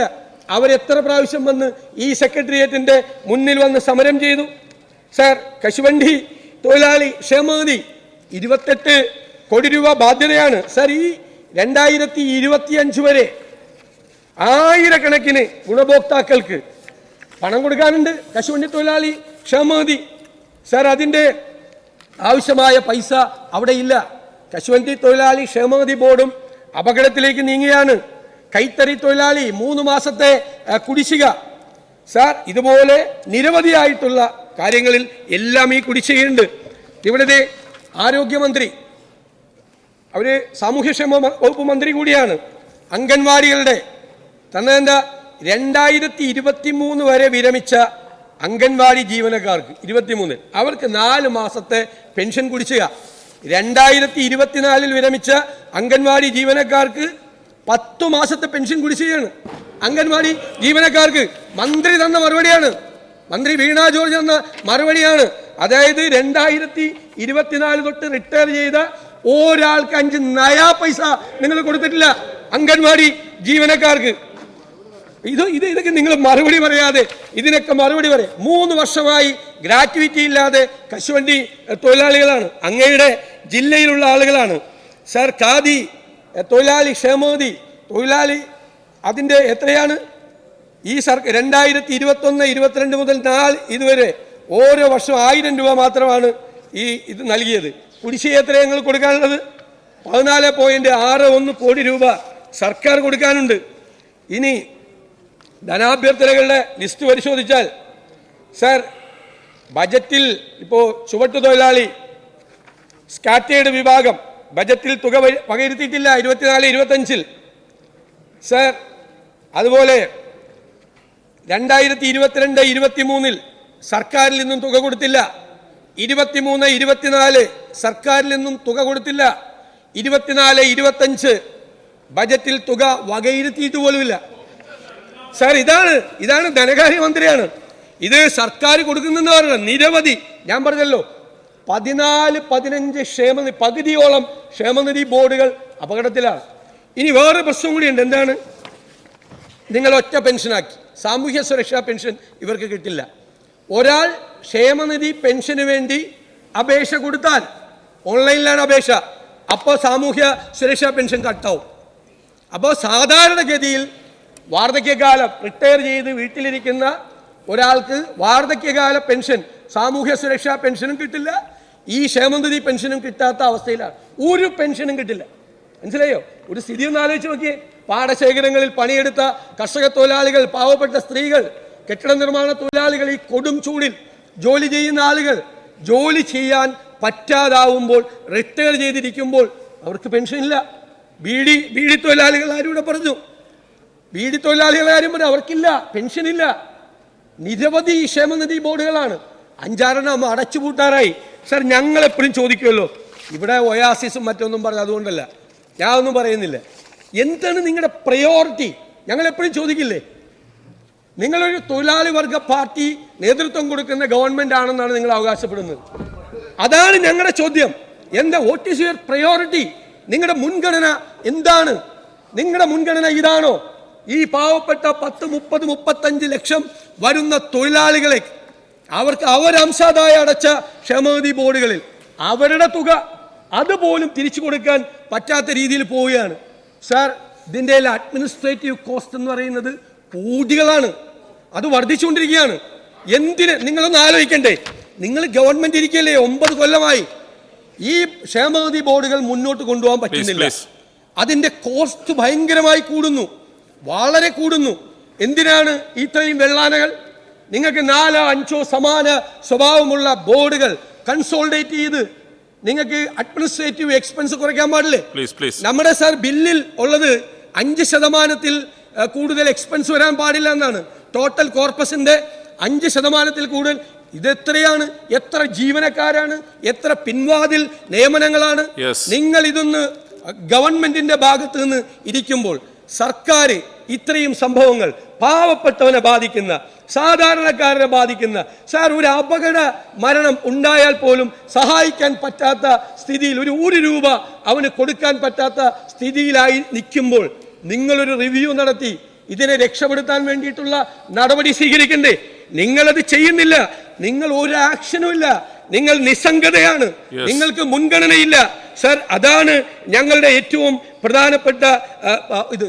അതുകൊണ്ട് 35-40 ലക്ഷത്തോളം തൊഴിലാളികളെ കേരളത്തിൽ ബാധിക്കുന്ന തൊഴിലാളികളെയും ഈ ബോർഡിൽ അംഗങ്ങളായിരിക്കുന്നവരെയും റിട്ടയർ ചെയ്തവരെയും ഒരുപോലെ, റിട്ടയർ ചെയ്തവർക്ക് പെൻഷൻ ആനുകൂല്യങ്ങൾ സർ, ജോലി ചെയ്യുന്നവർക്ക് അംഗങ്ങളായിരിക്കുന്നവർക്ക് പ്രസവാനുകൂല്യവും വിദ്യാഭ്യാസ സഹായവും വിവാഹാനുകൂല്യവും ഉൾപ്പെടെയുള്ള ഒരുപാട് സഹായങ്ങൾ കേരളത്തിൽ 35-40 ലക്ഷം പാവപ്പെട്ട തൊഴിലാളികൾക്ക് അത് കിട്ടുന്നില്ല എന്നാണ് ഈ സർക്കാരിന്റെ പ്രതിപക്ഷം പറയുന്നത്.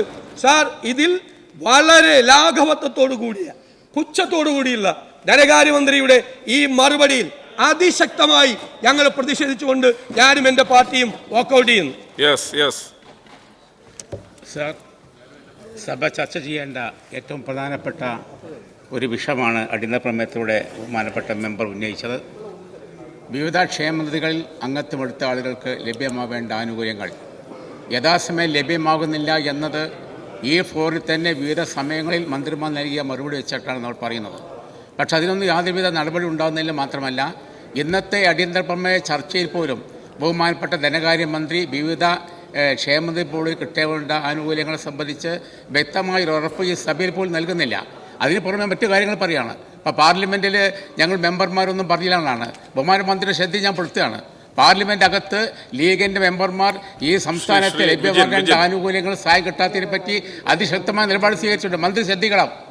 ഈ കഴിഞ്ഞ രാജ്യസഭ സമ്മേളനത്തിൽ ഹാരിസ് ബീരാൻ ഫെഡറൽ സംവിധാനത്തെ തകർക്കുന്ന കേന്ദ്രമെന്ന നിലപാടിനെതിരായി, വയനാട്ടിൻ്റെ ദുരന്തത്തിൽ പണം കിട്ടാത്തതിനെതിരായി സംസ്ഥാന ഗവൺമെന്റിനെ അവഗണിക്കുന്നതിനെ സംബന്ധിച്ച് വളരെ ശക്തമായി പറഞ്ഞത് അങ്ങയുടെ ശ്രദ്ധ ഞാൻ പെടുത്തുകയാണ്.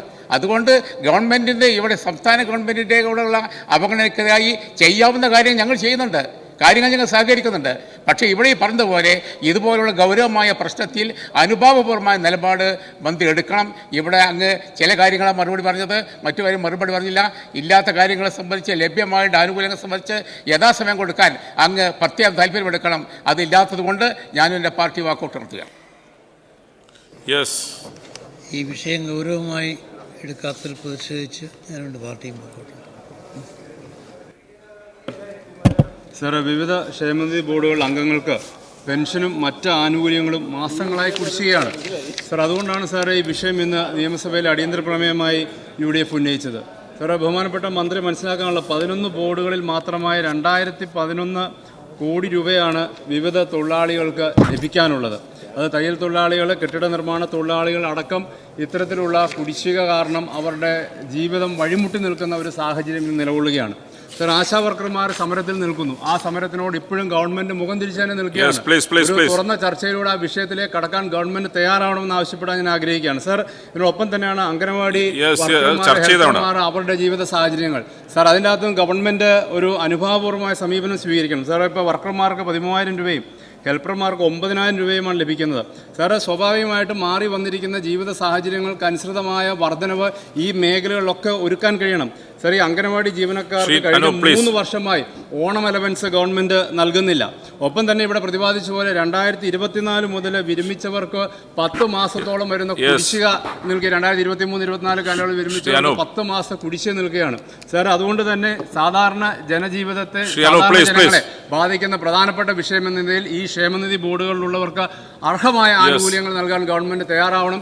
ഈ വിഷയം ചർച്ച ചെയ്യാത്ത പ്രതിഷേധിച്ച് വാക്കൗട്ട് ചെയ്യുകയാണ്. വിവിധ ക്ഷേമനിധി ബോർഡുകൾ വലിയ തുകയാണ് സാർ കുടിശ്ശികയായിട്ടുള്ളത്. വളരെ ഗൗരവമായ വിഷയം, വളരെ ലാഘവത്തോടു കൂടിയാണ് സാർ മിനിസ്റ്റർ ഇതിനെ കൈകാര്യം ചെയ്തിരിക്കുന്നത്. കുടിശ്ശിക ഒരു മുഖമുദ്രയാക്കിക്കുന്ന ഒരു സർക്കാരാണ് എന്ന് പറയേണ്ടി വരികയാണ് സാർ. സാർ, അവനവൻ അധ്വാനിക്കുന്ന തുകയിൽ നിന്ന് ഒരു ചെറിയ സംഖ്യയാണ് ഈ ക്ഷേമനിധിയിലേക്ക് കൊടുക്കുന്നത്. അതാണ് ഇപ്പോൾ കുടിശ്ശികയാക്കിയിരിക്കുന്നത്. ഈ കുടിശ്ശിക സമയബന്ധിതമായി നിർമ്മാണ തൊഴിലാളികളുടെ 18 മാസത്തെ കുടിശ്ശികയാണ് കൊടുക്കാൻ ബാക്കിയുള്ളത്. ഇത്തരം കുടിശ്ശികകൾ സമയബന്ധിതമായി പൂർത്തിയാക്കാൻ ആവശ്യമായ നടപടി സർക്കാർ സ്വീകരിക്കണം. അത് ചർച്ച ചെയ്യാതെ, ഗൗരവമായ ഈ വിഷയം ചർച്ച ചെയ്യാത്തതിൽ പ്രതിഷേധിച്ച് വാക്കൗട്ട് നടത്തും.